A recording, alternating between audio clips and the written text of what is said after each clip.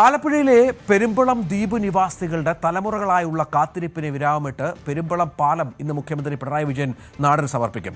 വേമ്പനാട് കായലിന് കുറുകെ നിർമ്മിച്ച സംസ്ഥാനത്തെ ഏറ്റവും നീളമേറിയ പാലമാണ് പെരുമ്പളം. ഇത് തുറന്നു നൽകുന്നതോടെ 4 വശവും വേമ്പനാട് കായലിനാൽ ചുറ്റപ്പെട്ട പെരുമ്പളം ദ്വീപ് നിവാസികളുടെ പതിറ്റാണ്ടുകൾ നീണ്ട യാത്രാ ദുരിതത്തിന് അറുതിയാകും. നമ്മളിപ്പോൾ ഉള്ളത് ജീവന്റെ വിലയുള്ള ഒരു നിർമ്മിതിയിലാണ്, പെരുമ്പളം പാലത്തിലാണ്. ഏറ്റവും മനോഹരമായ ഒരു കാഴ്ചയാണ് നമുക്ക് പിന്നിലേക്കുള്ളത്. ഒരുപാട് മനുഷ്യരുടെ മഴവില്ലഴകുള്ള സ്വപ്നങ്ങളുടെ, അവരുടെ ജീവിത ദുരിതത്തിന് അറുതി കുറിച്ചുകൊണ്ടുള്ള സർക്കാരിന്റെ ഒരു നിർമ്മാണം എന്ന് തന്നെ നമുക്ക് പെരുമ്പളം പാലത്തെ വിശേഷിപ്പിക്കാം. 12,000-ഓളം വരുന്ന മനുഷ്യർ ആ ചെറിയ ഒരു കൂട്ടായ്മയ്ക്ക് വേണ്ടി ഇത്രയധികം കോടിക്കണക്കിന് രൂപ ചിലവഴിച്ചുകൊണ്ട് ഇങ്ങനെയൊരു നിർമ്മിതിയിലേക്ക് കടക്കുമ്പോൾ തീർച്ചയായും അതിന്റെ ഉദ്ഘാടന വേളയിൽ ഏറ്റവും അംഗീകരിക്കപ്പെടുന്ന ഒരാൾ കൂടിയാണ് സ്ഥലം MLA കൂടിയായ ദലീമ ജോജോ.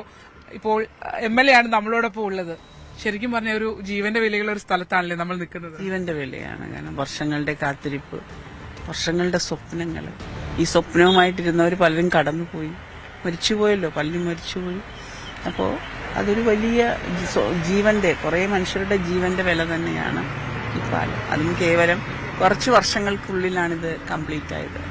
കാരണം ഞാൻ ഈ 5 വർഷത്തിന് മുന്നേ വരുന്ന സമയത്ത് 2019 മുതൽ ഇത് എനിക്ക് തോന്നുന്നത് പേപ്പറിലാണ്. അതിനെയാണ് മുഖ്യമന്ത്രി ബഹുമാനപ്പെട്ട പിണറായി സർക്കാർ വന്ന് ഇത്രയും ഫാസ്റ്റായിട്ട് PWD മിനിസ്റ്ററൊക്കെ ചേർന്ന് ഇത്രയും ഫാസ്റ്റായിട്ട് ഈ പാലം പൂർത്തീകരിക്കപ്പെട്ടത് എന്നുള്ളത് 2016 കല്ലിട്ട പാലമാണ്. അപ്പോൾ അതൊരു വലിയ സ്വപ്നം, ചരിത്ര നേട്ടം തന്നെയാണ്, കേരളത്തിന്റെ ചരിത്ര നേട്ടമാണ്.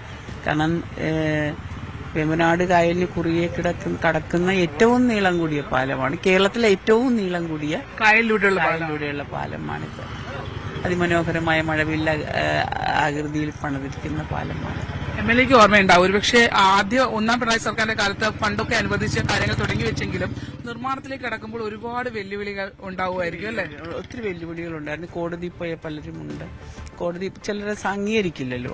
അങ്ങനെ വരുമ്പോൾ കോടതിയിൽ കിടന്ന കാര്യങ്ങളെല്ലാം ഉണ്ട്. അതിനെയൊക്കെ നീക്കം ചെയ്തുകൊണ്ടാണ് ഈ പാലം നമ്മൾ ഇത്രയും പെട്ടെന്ന് തന്നെ പൂർത്തീകരിച്ചത്. അത് സർക്കാരിന്റെ ഏറ്റവും വലിയ നേട്ടമാണ്. അതെ, അതായത് 5 വർഷം കഴിയുന്നതിന് മുമ്പ് തന്നെ നൽകി പോകാൻ കഴിയുന്നു, അല്ലെങ്കിൽ ആ ഒരു പൂർത്തീകരണത്തിലേക്ക് എത്താൻ ഒരു സർക്കാരിന്റെ ഭാഗമായി കഴിഞ്ഞു എന്നുള്ളതല്ലേ ഏറ്റവും വലിയ ഭാഗ്യമാണ്. എന്റെ ഏറ്റവും വലിയ ഭാഗ്യമാണ്. ശരിയാണ്. അത് തീർച്ചയായും ദലീമ ജോജിയുടെ ഒരു നിശ്ചയദാർഢ്യം കൂടി അതിനകത്ത് ഉണ്ട് എന്ന് പറയാം. പക്ഷേ ഒരുപക്ഷെ നമ്മൾ കണക്കിലെടുക്കുകയാണെങ്കിൽ ഇപ്പോൾ ഒരു വലിയ ആൾക്കൂട്ടമൊന്നുമല്ല, ഏകദേശം വളരെ കുറച്ച് 12,000-ഓളം വരുന്ന മനുഷ്യരാണ് അവിടെ ജീവിച്ചിരുന്നത്. അവിടെയാണ് 106 കോടി രൂപയുടെ ചിലവഴിച്ച് ഒരു പാലം വരിക എന്ന് പറയുമ്പോൾ അതൊരു കരുതലാണല്ലേ? ഏറ്റവും വലിയ കരുതലല്ലേ.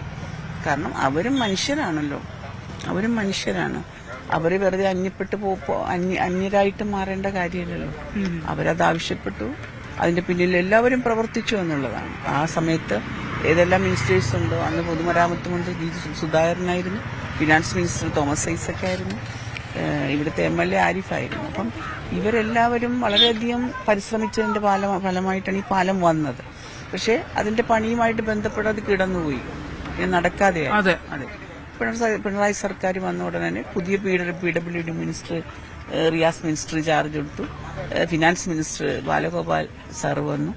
ഇവരെല്ലാവരും കൂടെ നടത്താൻ തന്നെ തീരുമാനിച്ചു. സ്ഥലം MLA കൂടിയായ ദലീമ ജോജോയാണ് പ്രതികരിച്ചത്. കൂടുതൽ വാർത്തകൾക്ക് News 18 Keralam YouTube channel subscribe ചെയ്യുക.